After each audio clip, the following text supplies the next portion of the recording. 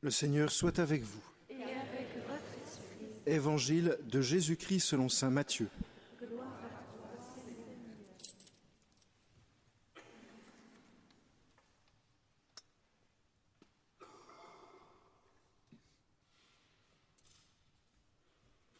En ce temps-là, les pharisiens allèrent tenir conseil pour prendre Jésus au piège, en le faisant parler. Ils lui envoient leurs disciples, accompagnés des partisans d'Hérode. « Maître, lui disent-ils, nous le savons, tu es toujours vrai et tu enseignes le chemin de vérité, le chemin de Dieu en vérité. Tu ne te laisses influencer par personne, car ce n'est pas selon l'apparence que tu considères les gens. Alors donne-nous ton avis. Est-il permis, oui ou non, de payer l'impôt à César l'empereur ? Connaissant leur perversité, Jésus dit : Hypocrite, pourquoi voulez-vous me mettre à l'épreuve ? Montrez-moi la monnaie de l'impôt. Ils lui présentèrent une pièce d'1 denier. Et il leur dit : Cette effigie et cette inscription, de qui sont-elles ? Ils répondirent : De César. Alors il leur dit : Rendez donc à César ce qui est à César, et à Dieu ce qui est à Dieu. Acclamons la parole de Dieu. Louange à toi, Seigneur Jésus.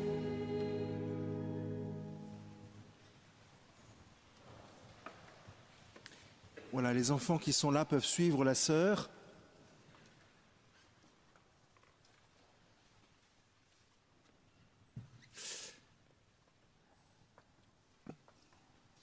Les pharisiens ne sont vraiment pas contents. Ça dure depuis quelques semaines, je ne sais pas si vous vous souvenez des évangiles des dimanches précédents, mais en gros, Jésus leur disait qu'ils n'étaient pas dignes de ce que Dieu leur avait confié comme trésor.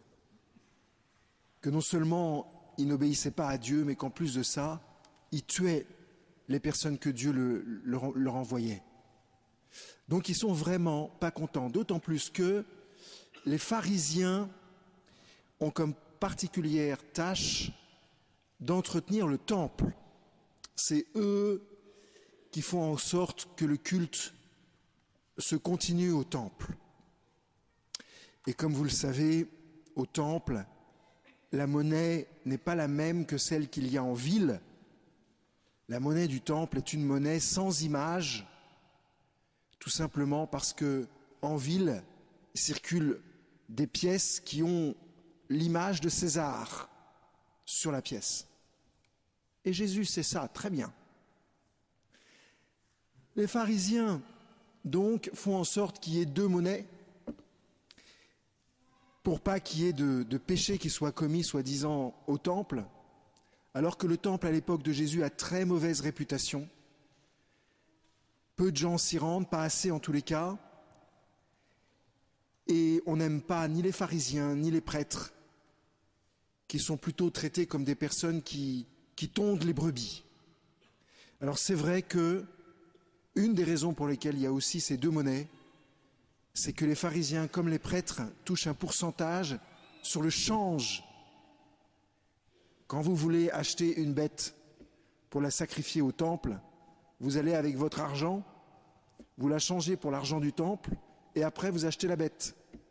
Et donc ils touchent sur 3 tableaux. 1 sur le change, 2 sur la bête, et 3, 2 fois sur la bête, puisque certaines parties de la bête qui est sacrifiée doit être rendue au prêtre pour qu'il puisse manger. Alors j'imagine qu'ils sont très gros, parce qu'ils ont dû bien manger, ils ont beaucoup de richesses en fait, les prêtres, et ils ne sont pas tellement aimés par les gens, peut-être de ce fait-là. Donc Jésus, ils essayent de le coincer, ils essayent de lui tendre un piège. Quel est leur piège? Il est très simple.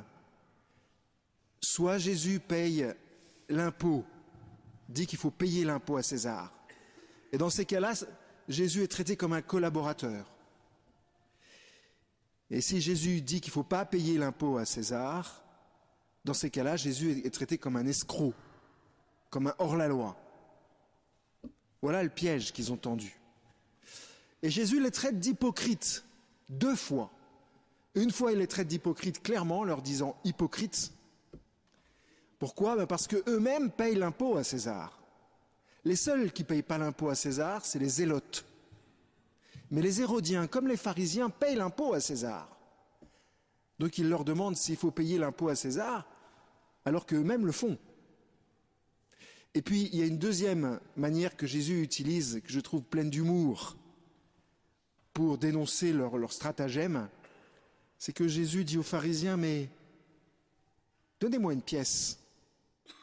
Donnez-moi la pièce. Je ne sais plus exactement les mots exacts, mais c'est à peu près ça. Et donc les pharisiens sortent une pièce d'un denier. Mais la pièce qui donne, c'est la pièce où on voit le visage de César.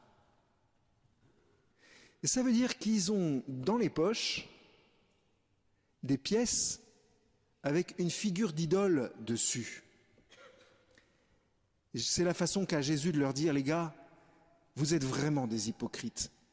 Parce que vous croyez que vous êtes consacrés au Seigneur, vous êtes soi-disant les gardiens du temple, et voilà ce que vous avez dans la poche. Voilà quelle est votre vraie idole, César.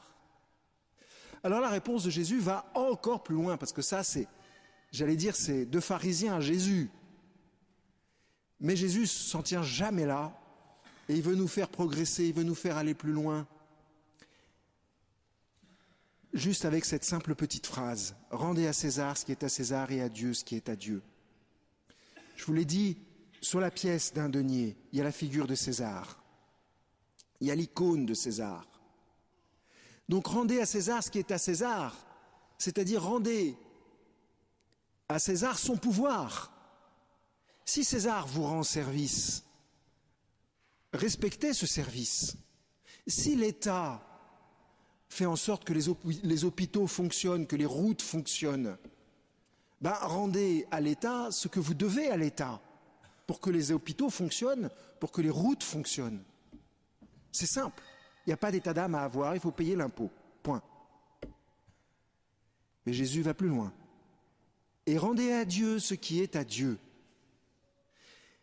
C'est-à-dire, rendez à Dieu l'icône que vous avez dans le cœur.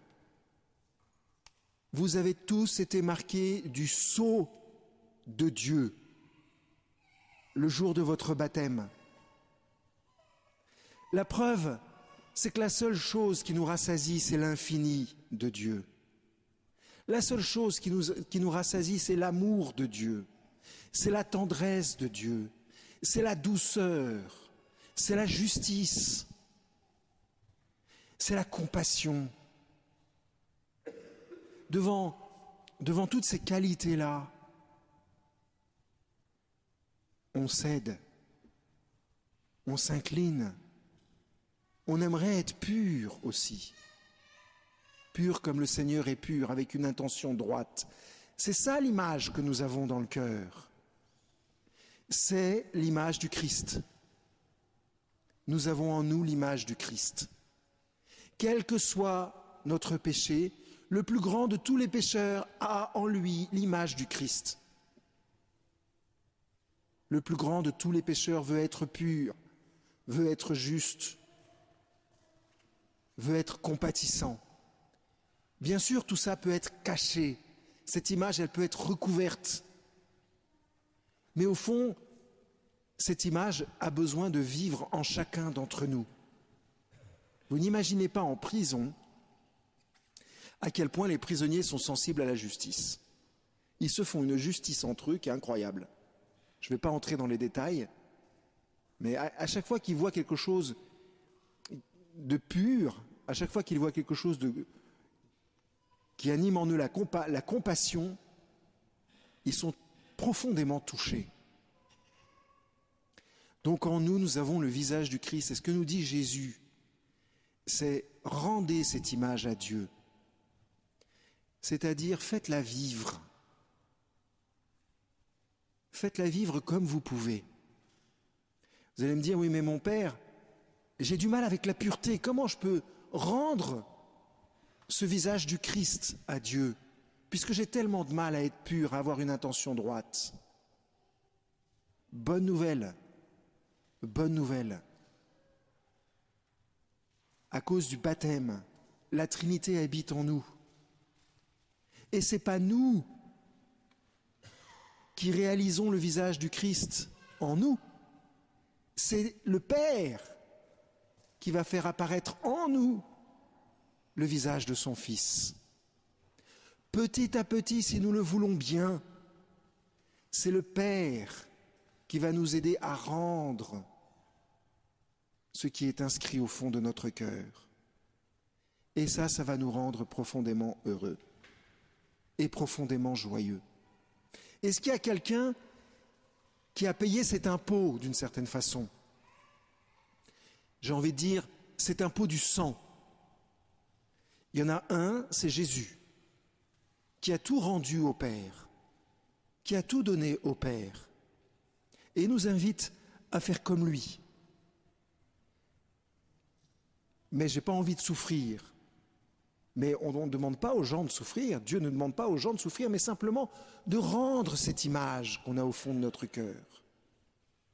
Vous voyez, d'être vivant, mais selon le cœur de Dieu. Alors bien sûr, il faut mettre les choses à leur place. Et ce qui est à César appartient à César. Basta. Vous voyez, d'une certaine façon, ce que le Seigneur nous demande, c'est n'ayez pas d'état d'âme avec les histoires du monde. Faites ce qu'il y a à faire, point terminé. Envoyez votre chèque, point terminé. Pas d'état d'âme. Et après, occupez-vous de Dieu. Rendons à César ce qui appartient à César et à Dieu ce qui appartient à Dieu. Saint Jean-Paul II vivait cela d'une façon très enthousiasmante. Il y avait en lui une sorte d'énergie pour remettre simplement les choses à leur place et faire confiance au Seigneur. Saint Jean-Paul II n'est pas devenu Saint Jean-Paul II du jour au lendemain. On sent bien qu'en lui, les choses ont dû s'ordonner, qu'il y avait une puissance vitale extraordinaire qui a dû être apaisée, qui a dû être finalisée. Mais c'est le Père qui a fait ça en lui. Et parce que Saint Jean-Paul II a vécu cela, il a pu ensuite nous dire « N'ayez pas peur ». N'ayez pas peur parce que c'est Dieu qui va tout faire en vous. C'est Dieu qui va tout accomplir en vous. N'ayez pas peur. Amen.